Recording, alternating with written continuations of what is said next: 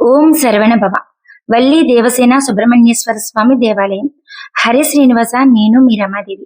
దుర్గాడలో వెలిసి ఉన్న బాల సుబ్రహ్మణ్యేశ్వర స్వామి దేవాలయానికి నేను, నాతో పాటుగా నా స్నేహితులు కూడా ఈ రోజు దర్శనం కోసం వెళ్ళడం జరిగింది. సంతానం కోసం, వివాహం కోసం, సొంత ఇంటి కల కోసం, అప్పుల బాధ నివారణ కోసం, ఆర్థిక ఇబ్బందులు ఎవరైతే తొలగించుకోవాలి అనుకుంటున్నారో వారికి సుబ్రహ్మణ్యేశ్వర స్వామి పూజ, సుబ్రహ్మణ్యేశ్వర స్వామి ఆరాధన చాలా చాలా శుభ ఫలితాన్ని ఇస్తుంది అని మనందరికీ తెలిసిన విషయమే.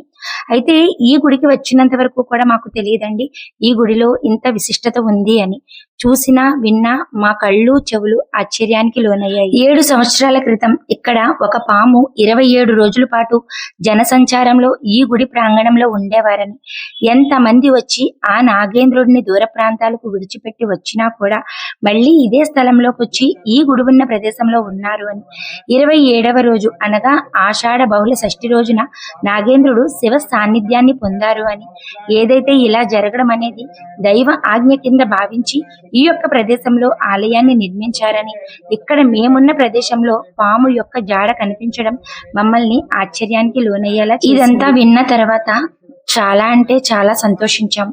నిజంగా ఈ కలియుగంలో స్వామివారు వెలిసిన స్థలమైన ఏదైతే బాల సుబ్రహ్మణ్యేశ్వర స్వామి దేవాలయానికి మేము రావడం, ఇక్కడ ఎవరైతే పూజారి గారు మా చేతుల మీదుగా స్వామివారికి అభిషేకం చేయించడం అనేది ఎన్నో జన్మల పుణ్య ఫలంగా భావించాము.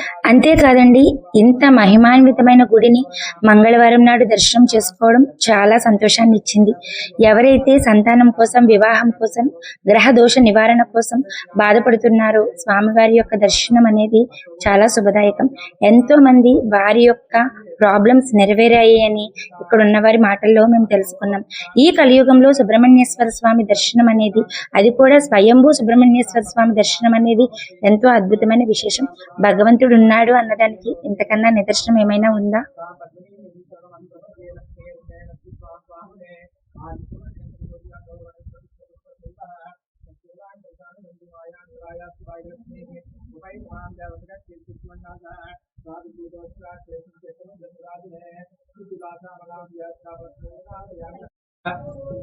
काम अवहजात वेदो लक्ष्मीमणपगामिनीं यस्यां हिरण्यं प्रभूतंगावोदास्योस्वानो विन्देयं ब्रूढाणहं निश्चितिप्रेतो भूत्वा दिव्यादाद्वर्णहं यः पञ्चः किञ्चा श्रीकामः सद्वञ्जित